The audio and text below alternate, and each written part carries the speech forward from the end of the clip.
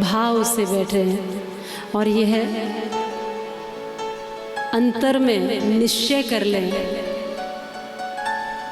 कि जो कुछ भी हमारे पास है वो सब गोविंद का ही है, वो सब कृष्ण का ही है, वो सब परमात्मा का ही है। इसलिए हे परमात्मा, हमारी वाणी आप ही को नमन करते हुए आप में ही समर्पित है। हमारी श्रवण शक्ति, हमारी मनन शक्ति, हमारी चेतना, हमारी ऊर्जा, बुद्धि सहित यह संपूर्ण भाव आप ही के चरणों में समर्पित करते हैं। शरणागति, यदि कल्याण चाहते हैं तो शरणागति आवश्यक है। यदि भक्ति चाहते हैं तो भरोसा आवश्यक है।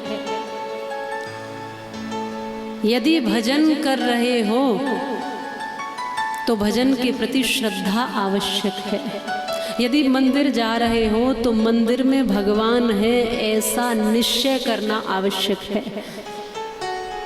मंदिर में केवल मूर्ति है, जब तक ये दिखेगा तब तक कृष्ण मिलने वाले नहीं।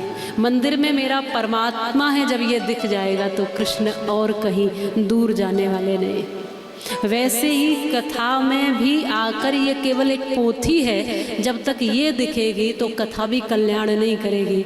और पोथी के माध्यम से, इस भागवत महापुराण के माध्यम से साक्षात कृष्ण यहाँ उपस्थित हैं ऐसा भाव रखोगे तो जरूर कल्याण होगा। सबका कल्याण करने ही तो यह प्रकटी है कथा। ऐसा मेरा भाव और निवेदन रहेगा। पहले भरोसा निश्चित रूप से आवश्यक है। जिसको भजते हैं उस पर विश्वास होना ही चाहिए। थोड़े से दुख में दुखी, थोड़े से सुख में सुखी और थोड़ी सी आंधियों में डगमगा जाते हैं। उसका काम है परीक्षा लेना और हमारा काम है परीक्षा देना। वो मालिक है,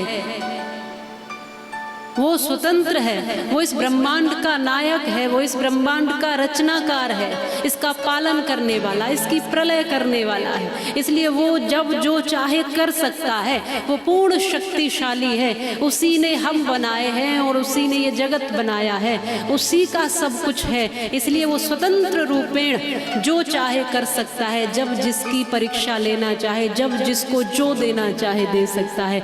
हमारा कार्य उसमें किंतु परंतु करना नहीं है। हमारा कार्य है सीताराम सीताराम सीताराम कहिए और जाही विधि राखे राम ताही विधि रहिए। हमारा काम क्या है? जिस भांति भगवान रख रहा है, जिस हाल में, जिस चाल में, जिस काल में रहो, राधा रमन राधा रमन राधा रमन कहो। कैसा बोला भाव रखना है। यह कथा हमें थोड़ा जागृत करती है और यह कथा हमें यह बताती है, यह भाव देती है। दो लोग हैं, एक श्री कृष्ण की सानिध्य में भक्त अर्जुन, श्री कृष्ण की सानिध्य में है भक्त अर्जुन, और दूसरे जो कृष्ण जिनको समझाने का प्रयास कर रहे हैं वो दुर्योधन।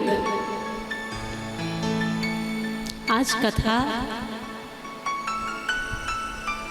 हमें यह अंतर बताने के लिए आई है कि हम अपने भीतर झांक कर ये देखें कि हमारी वृत्ति अर्जुन के जैसी है या दुर्योधन के जैसी है। बाहर से देखने में लोगों में कुछ ज़्यादा अंतर नहीं होता है, सब लगभग एक ही जैसे होते।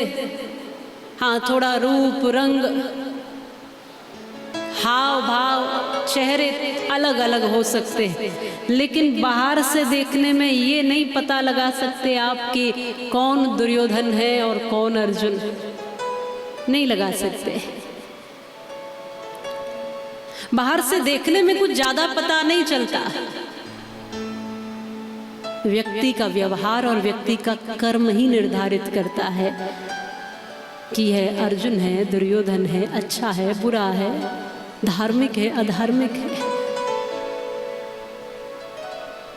एक दुर्योधन है जो छीनने में लगा है अपने ही भाइयों का,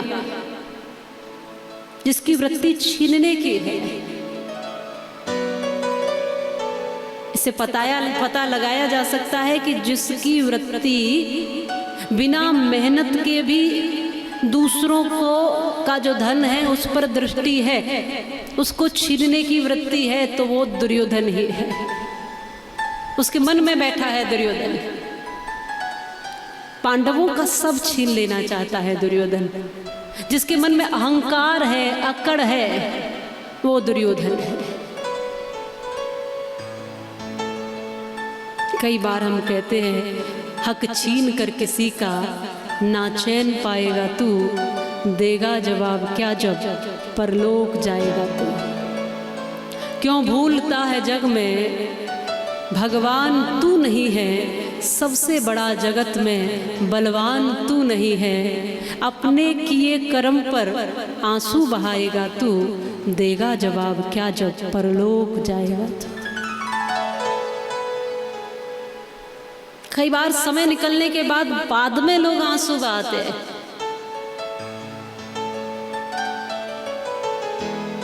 वक्त है, समय है, ये प्रयास भी है भगवान श्री कृष्ण का दुर्योधन को समझाने का कि अधर्म की कमाई मत खाओ, छीनी हुई कमाई की ओर नजर मत रखो, दुष्ट वृत्ति को त्याग दो, अहंकार की इस वृत्ति को त्याग दो, अपनों को ही समाप्त कर देने की इस मूर्खता को, इस भावना को त्याग दो, समाप्त कर दो। कौन समझाने गए हैं शांति दूत बनकर? साक्षात श्री कृष्ण। श्री कृष्ण समझा रहे हैं, लेकिन दुर्योधन को समझ में बात नहीं आ रही।